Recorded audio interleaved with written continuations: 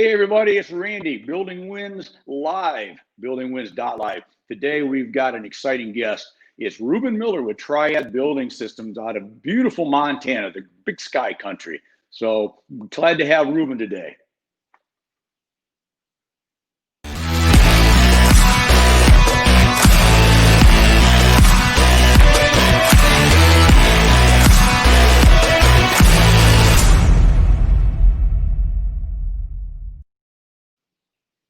All righty, here we are. It's Tuesday. It's time for Building Wins Live again. So today, we've got a really special guest we're going to bring on in just a couple of seconds here. Oh, glare on my glasses. So Reuben's a guy that I've known since 2008, I believe. He'll correct me if I'm wrong. Back in the beautiful state of Ohio. And what we're going to talk with Reuben about today is how he made a transition from leaving a lot of the family, a lot of relatives, the church, everybody, and headed out to Montana, out to big sky country. So, you know, and one of the things which I think is a good lead into today's discussion is last week somebody asked me about Building Wins and where I came up with that name. And I think it's a good lead in with Reuben today is we're on the construction or building industry here, right? So building just made sense. And what better to do than building wins together? And that's really what this show is going to be about as we go forward, is building wins together in the industry. How do we build wins coming off of 2020, going into 2021 and beyond? So the guest list that I've been putting together is going to be pretty doggone nice. You're going to like some of these folks. We're going to bring all sorts of things into play to discuss about, but it's all going to be designed towards the whole idea of us building wins together. So if Wesley, my incredible producer director of westwyatt.com, would want to bring Reuben on, let's get going. Hey, Randy, thanks for having me on. Reuben, my man, I just went from the most handsome guy on the screen to the second most handsome. I don't like this. Oh, I'm not sure about that. How are you doing, bud? I'm doing well. You? I'm doing great. Awesome. What's the weather like out there in beautiful Montana? Yeah, we've had a pretty mild winter. We had a November that was a little bit colder than usual, followed by a pretty mild December, and January so far has been really mild. So a lot of nice building weather. The customers are busy building, and the building industry is booming right now. Great. So and I'm gonna have you do the little who, what, why, where, when of Reuben Miller. But first, so everybody gets an idea. Where is it's Victor, correct? Not Victory, it's Victor, Montana. You're just south of Missoula, right? That's correct. We're about 30 miles south of Missoula, and we're located in the Bitterroot Valley. So I guess the first thing to mention, it's not really a valley so much as it is nestled between like these two mountain ranges, the Selway Bitterroots to the west and the Sapphire Range to the east. And the valley at the widest point is probably about 27 miles. And at the narrowest point, it kind of narrows to the north and the south. Population, I have to look this up. I used to know this stuff, but probably around 100,000 people that live here in the valley. And then if you go up north into Missoula, you've got obviously the second or third biggest town of Montana. Still pretty small by comparison, but it is a little bit bigger than what you see throughout Montana. Right. Great. Well, so before we get into some nuts and bolts or whatever we want to call it, who is Reuben Miller? Well, I'll start, I guess, with the most important stuff first. I'm a husband. I've been married for 12 years. We have two beautiful boys, 9 and 4. They keep me pretty busy, right? So yeah. Probably the most enjoyable thing that I've found lately is the fact that, you know, because of where we're located at, we get to do all the things that, you know, like hunting, fishing, hiking, skiing, snowboarding, you know, the list goes on and on. Nice. Originally, I was raised in central Ohio, and I lived in central Ohio for 30 years, and then we relocated out to southwestern Montana when I was 30 years old, and we started a small business called Triad Building Components. We started just manufacturing laminate columns for the post-frame building industry, and then in 2018, we transitioned into metal roofing and siding. The footprint was pretty small. At first, we just served the local community, and I think we're in 7 states now with a few bigger supplier in some of the, you know, the outlying states. So we do ship to 7 different states out west. Awesome. So you left Central Ohio, and you and I have known each other, well, like I said, since 2008, when we met at a couple of friends of ours, and customers that are still, or people that are still customers of mine, Qualiform Metals and Country Metals, in kind of the northeastish Ohio, I guess, southwest Cleveland. You and I met back in 2008, and we did a lot of business together. We became pretty good buds and pals, and I still remember going to. I tried to find it the other day, and I couldn't. Not the other day, but several months ago, I tried to find that little pub we went to eat in Worcester. Remember, you and your wife, and you had just your older son, was John. But so we've known each other quite a while, and so it's not a surprise, this move that you made. But I really want to talk about this because you've been very successful, and I think it's good for all of us that listen as we talk about building wins. Tell me about that, how that happened. What possessed you one day to go, you know what, I'm going to pick up my family, and I'm going to leave my church and leave my friends here and leave a lot of my family, right? And I'm going to move to Montana, not Indiana, not Pennsylvania, not even up in the corner of New York. I mean, that's kind of a big move, right? I mean, what in the world possessed you to do that, and what made you think you could even do that? That's a lot of stuff, I know, but. Sure. I'll start with, I think early on we had a few vacations in South Dakota, Wyoming, and Montana, right? So and it seemed like as kids, every time we'd go back home, we'd talk about how much we like to vacation out west, and you know, what if we could live out there someday, right? And I think we kind of shelved that idea for quite a while. I worked for, as you mentioned, Country Metals, Qualiform Metals, and I got to manage that company. And by all accounts, it was such a good job. I really enjoyed every year. I enjoyed everybody I worked with there. And it was a really, really good time. And I had so many good experiences. But I think what kind of drove that initial thought was thinking about the fact that we wanted to move out west and start something. I mean, if for nothing else, maybe just to support the hunting and fishing habit of the Great West, you know. So that's kind of what started the idea. And we had kicked that idea around for a while. We'd shelved it a couple of times. And in 2016, we had talked to a couple businesses locally here, as well as some other ones in northern Idaho, Coeur d'Alene, a few of those locations. And we thought, you know, after talking to them, we found a pretty big need for laminate columns.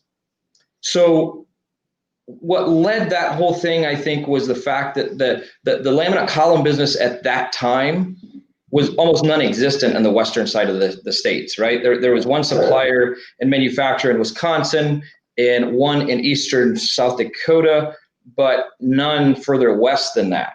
So when we talked to some of these suppliers, we were pretty sure of two things. One was there's a lot of infrastructure that had to be built and a lot of training and you know, teaching behind what is a laminate column, how does that separate, differentiate between the conventional way of doing it.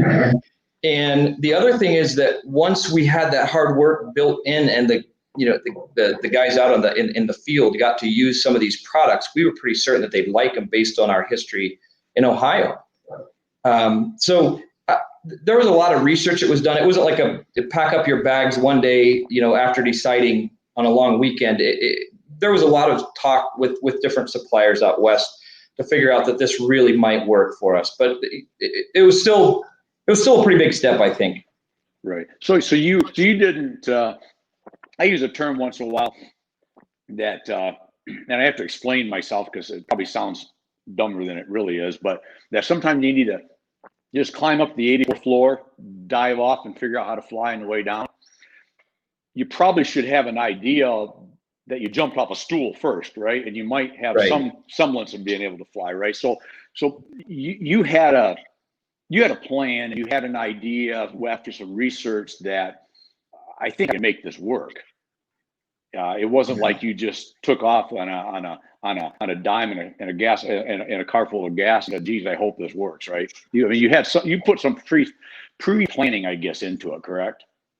Yeah, we did. We did a lot of research, and I think going back to it, I think the biggest thing to overcome, and I think when you first start a business or start a new adventure, I think you have this tendency to feel like you're the only one that's gone through this before, right? So there's a little bit of a learning curve in terms of breaking down some of these fears and thinking realistically of what is really the worst that could happen, right? For us, we felt very confident early on, and we still feel that, if you're in an industry or you're doing something, providing a service to a customer, right, that maybe that customer has been struggling with, what I think you have to make sure that you can do is provide that quality product at a fair price. And you have to be able to support that by, obviously fulfilling those customers' orders in time. So I think a lot of our kind of hesitation came behind just all the fears that a new business owner, has as he's starting out, which is, will this really work? Like, even if I make a good product, even if I'm able to ship them 1, 2, or 3 states away, is this something that somebody's going to buy from us eventually?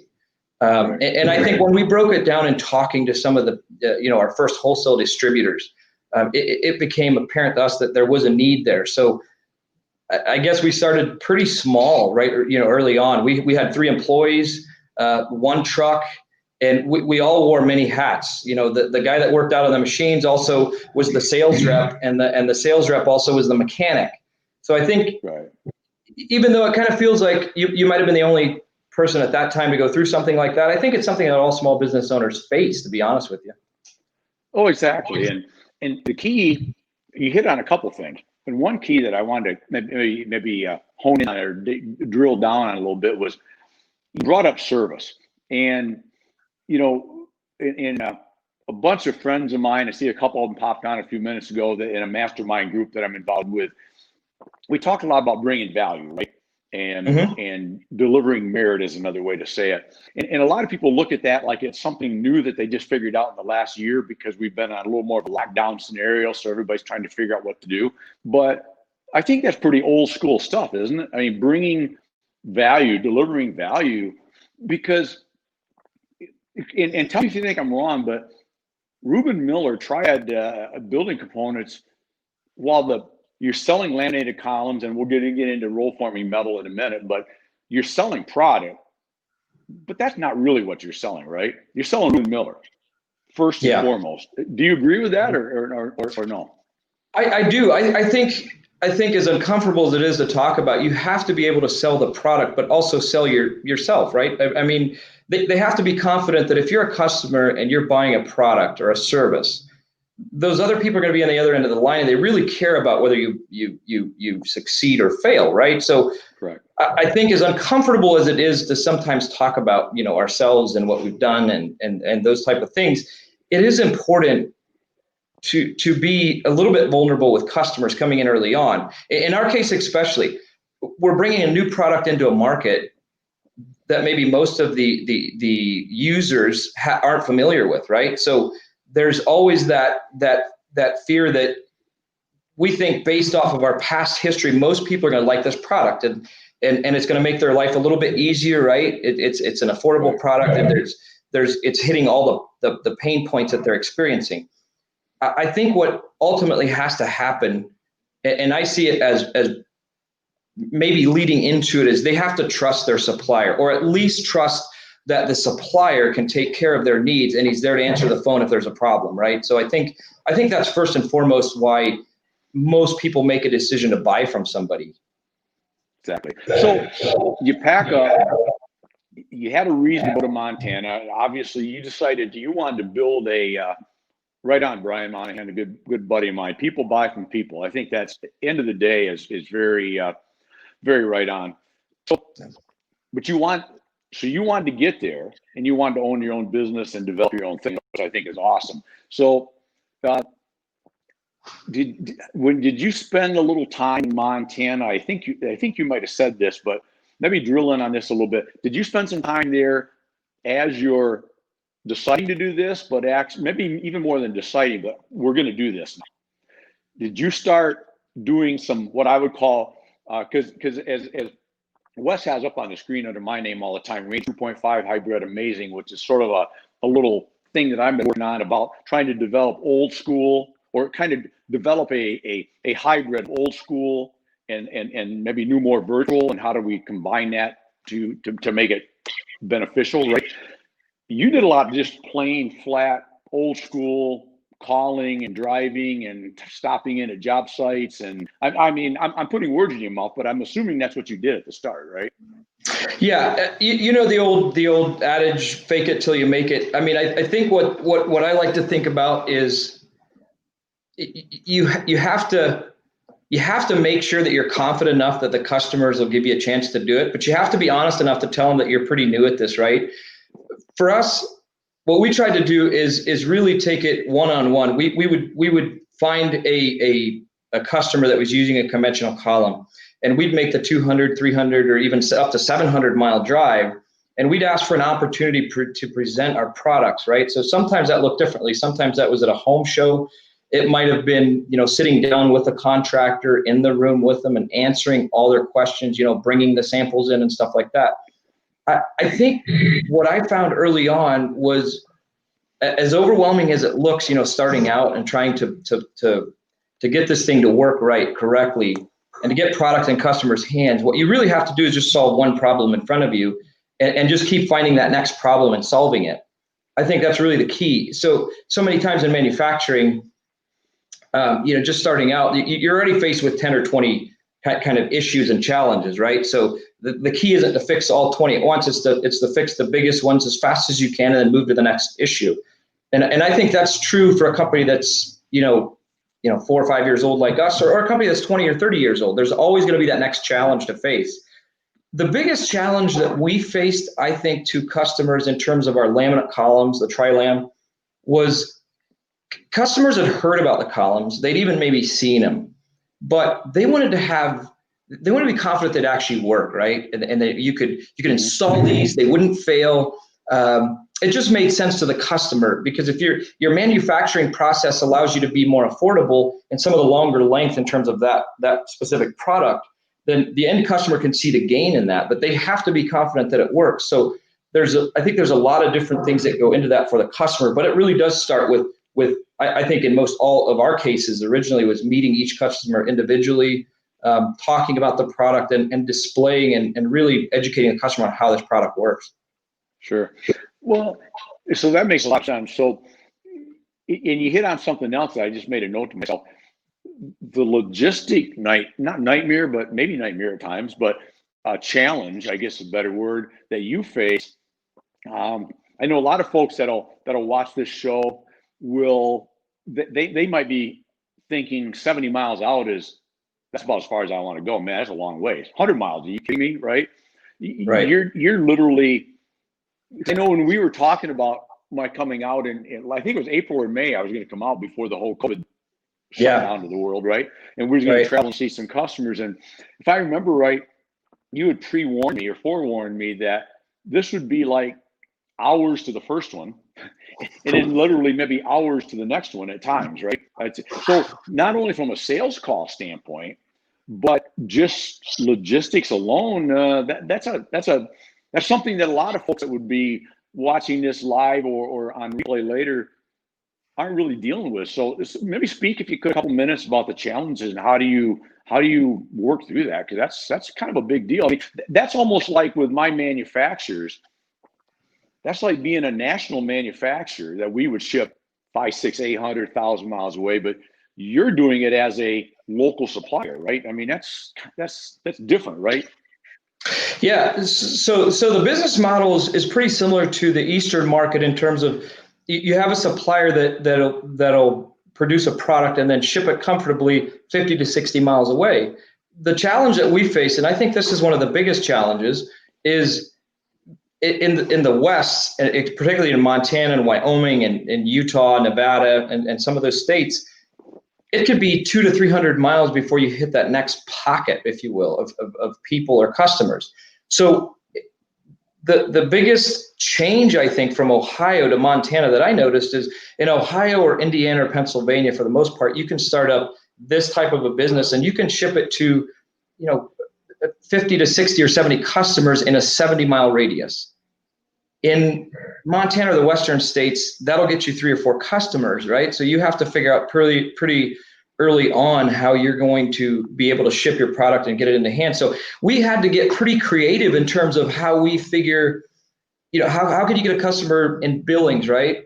Or in Nevada or Salt Lake City, and it's a 7-hour drive and they're buying, maybe not a full truckload of product. So that was kind of the biggest challenge. And what we started to do is really work our way. If we had a customer that would call us in Salt Lake City, we would plan a route there every week. And a lot of times it was just on faith, that knowing that we think there's a lot of other customers along the way. So that's probably the biggest thing that we practiced is if there is a customer, maybe 350 or 400 miles away, we'll try to ship to that customer and then backfill that, with a little bit of a milk run, if you will. Right. With other You'll customers. find customers in between that you can catch on the way out or the way back, depending. Right. It did two things for us. The first one is it created a little bit of urgency for us to fill that pipeline, from us. And I'll use, Salt Lake City as an example.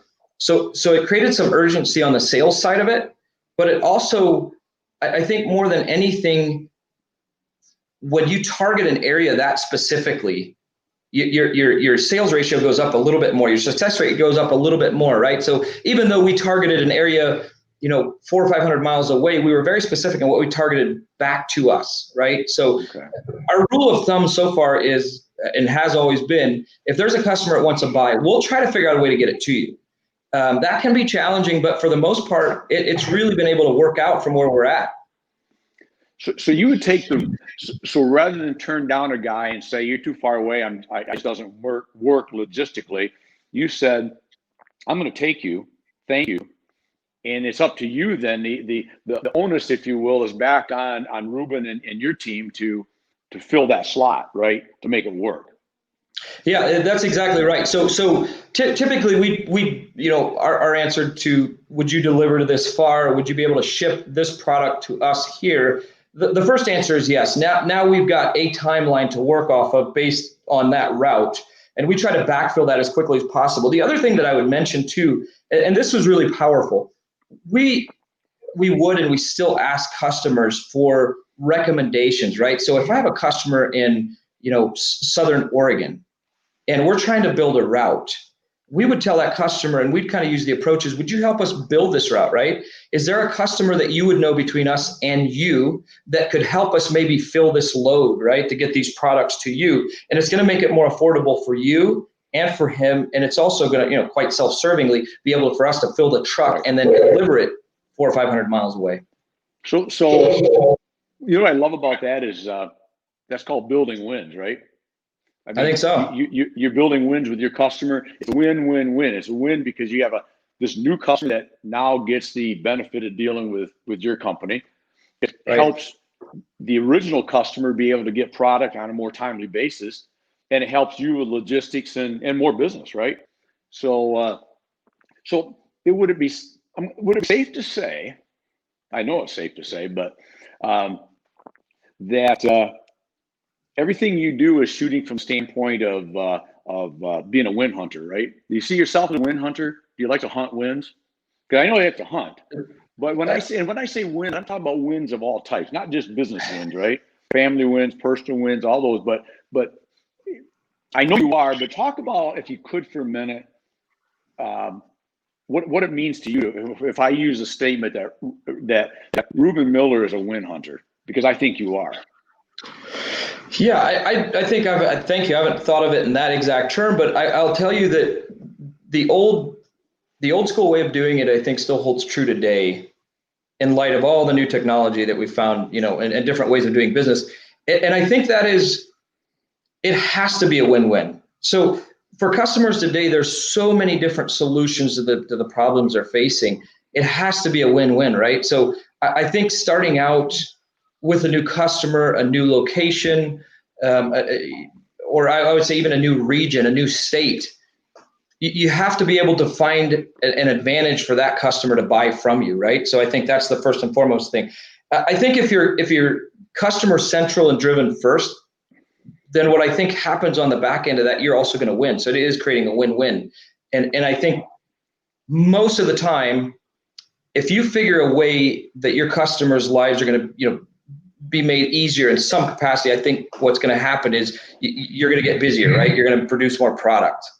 Right. So customer centric.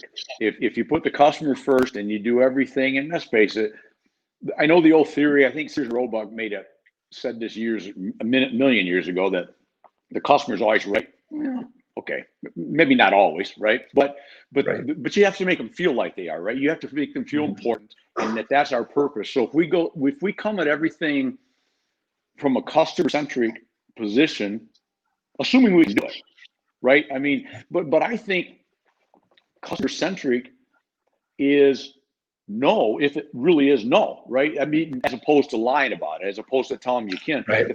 Just because you say I want this on Thursday, it's not happening. I don't care what you want, it's not happening.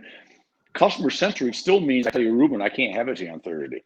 I can get to you Monday, right? So I think what you're really hitting on, which I love, because that's kind of really where I've sold from the beginning of time, is come from the customer standpoint, right? And because I'm going to guess, and maybe there's a question you don't want to answer, but I feel like knowing you well enough, you will. You probably, how many years now? 5 years? We're going on 5. So we've closed 4. We're 4 years and 2 months. Okay. So I'm going to guess that probably pretty much all the customers you originally contacted that wanted to start buying from you, you've continually to build and build and build and grow business together, correct? Yeah, that's correct. Yeah. And every customer looks a little bit different too. The one thing I'd mention is that, we've all heard the saying that, treat other people as you want to be treated, do unto others, right? And I think that's true. Most of the suppliers, although we're vendors to our customers, we're going to be customers to other vendors, if that makes any sense, right? So we're buying raw goods from a vendor, and we're adding a value or producing a product and then shipping it to our customers, right?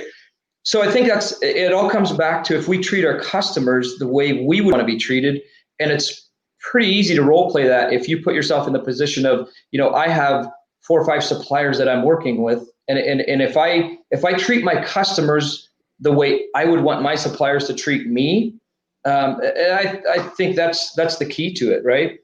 Right. Well, and you talk about relationships.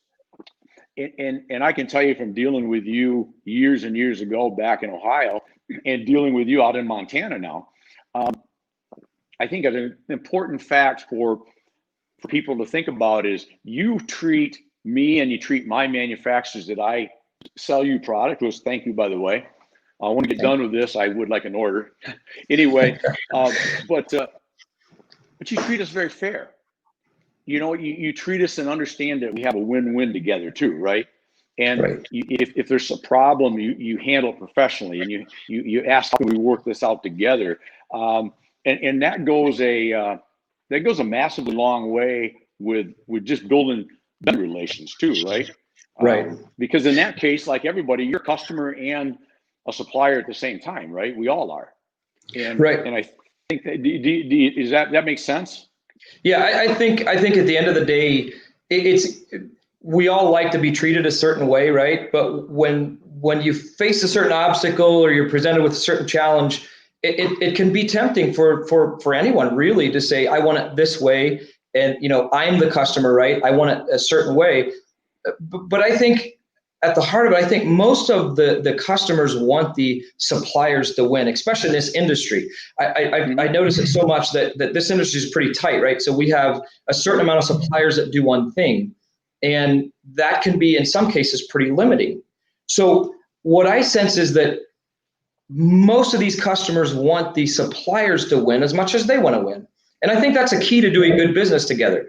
If we're all out and just trying to be self-serving and just trying to serve our own company and our own customers, that might work for a bit. But I think in the long run, if your vendors aren't profitable and they're not doing a good job at servicing you, they probably can't develop new products. They probably can't develop new things to make you happy and to ultimately satisfy your customers. Right. So it's last thing, and then we're kind of running towards the clock here, but we're going to keep you on today, if you don't mind, and do a little added feature. I think we're going to call it Added Wins, which will be recorded after the fact, folks. We're going to keep you another 3 minutes if you hang in there, and we're going to bring Reuben back and do a little recording so I want to touch base on your metal roofing aspect and any other thoughts you have. But as maybe a parting word right now is, everything we kind of touched on is relationships, right?